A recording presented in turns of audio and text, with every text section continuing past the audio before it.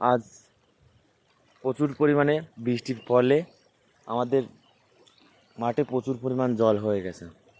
তো জল হয়ে এখানে আমাদের এই ধাপাড়ে জল এসে গেছে। আর দেখতেই পারছো প্রচুর পরিমাণে জল নামছে এদিক থেকে, আর ওদিক থেকে প্রচুর পরিমাণে জল নামছে। তো দেখলে বুঝতে পারবে কি জোরে স্রোত নামছে।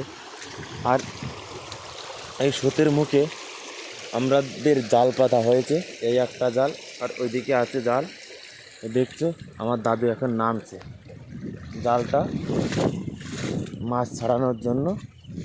দাদু এখন নামছে, আর এদিকে ভেড়ি রয়েছে, মাছের ভেড়ি।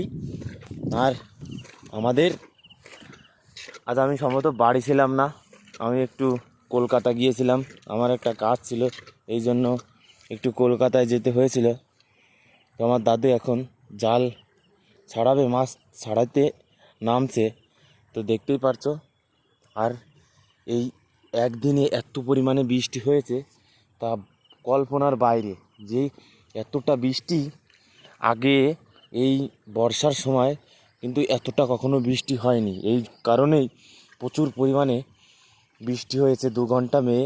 আর প্রচুর, না দেখলে বিশ্বাস করা যাবে না, প্রচুর পরিমাণে জল বেঁধেছে।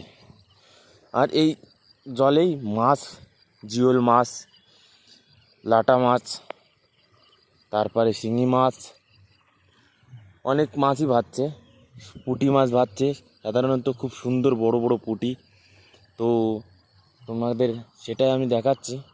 আর প্রচুর পরিমাণে লোকে জাল পেতেছে মাছ মারার জন্য, মাছ সংগ্রহ করার জন্য।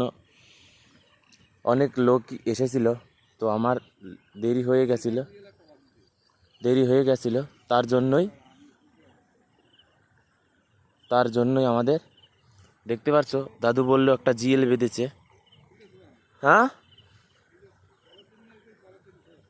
জিএল বেঁধেছে, তুমি ওইটা ভালো করে গাতো ওখানে। তো আশা করি পরের ভিডিওতে তোমাদের দেখানোর চেষ্টা করব ফুলটা।